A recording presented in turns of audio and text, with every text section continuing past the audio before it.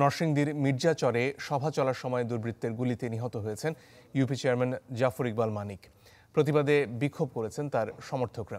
পরিস্থিতি নিয়ন্ত্রণে এলাকায় মোতায়েন করা হয়েছে অতিরিক্ত আইনশৃঙ্খলা বাহিনীর সদস্যদের।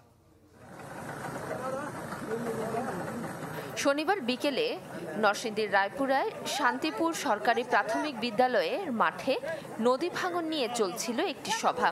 এতে যোগ দেন মির্জাচর ইউনিয়ন পরিষদের চেয়ারম্যান জাফর ইকবাল মানিক।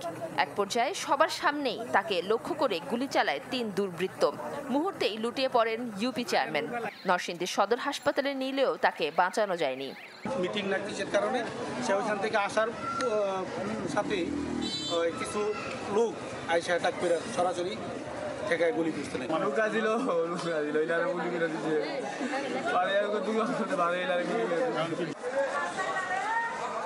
স্বজনদের অভিযোগ, বর্তমান চেয়ারম্যানের সাথে আধিপত্য বিস্তারের দ্বন্দ্ব ছিল সাবেক চেয়ারম্যান ফারুকুল ইসলামের।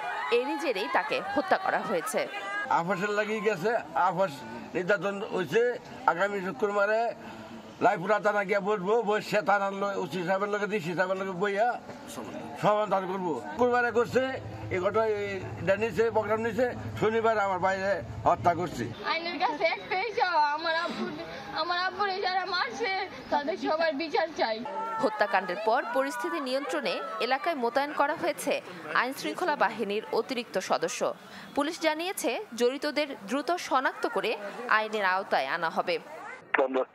অতিরিক্ত পুলিশ ফোর্স মোতায়েন করছে, সব দিয়ে হাঁটতেছি, কে আসামি কে কি বুঝতেই হতো। পুলিশ আছে, ডেড বডি নরসিংদী না কোথায় নিয়ে গেছে।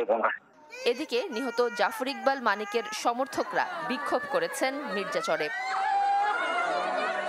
Desk report, channel 24।